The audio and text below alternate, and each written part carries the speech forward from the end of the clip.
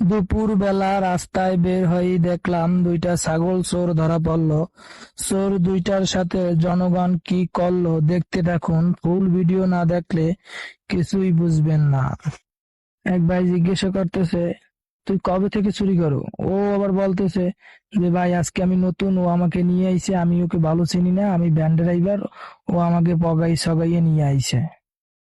আসলে আমি একটু অবাকই হলাম, দুপুরবেলা কোনো মানুষ থাকে না, কিন্তু এই চোর দুইটা ধরার পর মানুষের কোনো অভাব নাই।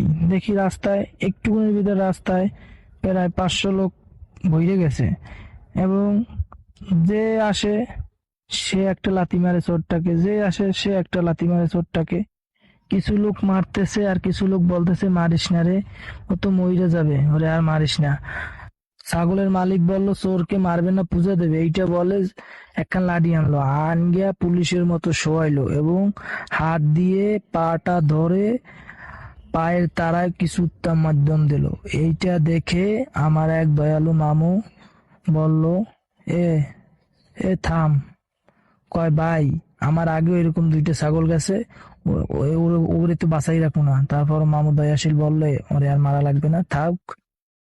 মামার দয়া দেখা ওই পাশে চোরটা মামার কাছে বলতেছে যে ভাই আমি কিছু করি নাই, ও আমাকে নিয়ে এসে, আমি প্রথম চোর। এইটা শুনে মামারও রাগ উঠে গেছে, বলে তুই কিছু করস নাই, তোরে নিয়ে এসে আর তুই আইসুস, তোরে তো আমি খাইছি। মামা এমনিও নরম মানুষ, কিন্তু মামার এইটা শুনে মামার অনেক রাগ উঠে গেল। মামা প্রথম দিল থাবর, তারপর মামার দেখেন অ্যাকশন গুলো দেখেন, তামিল ছবির হিরোর মতন, ওরে লাতি, ওরে ঘুষি। এদিকে কিছু লোক বলতেছে যে ওদের আর মারা দরকার নাই, মারলে মরে যাবে, নে ওদেরকে এখন থানায় নিয়ে যা।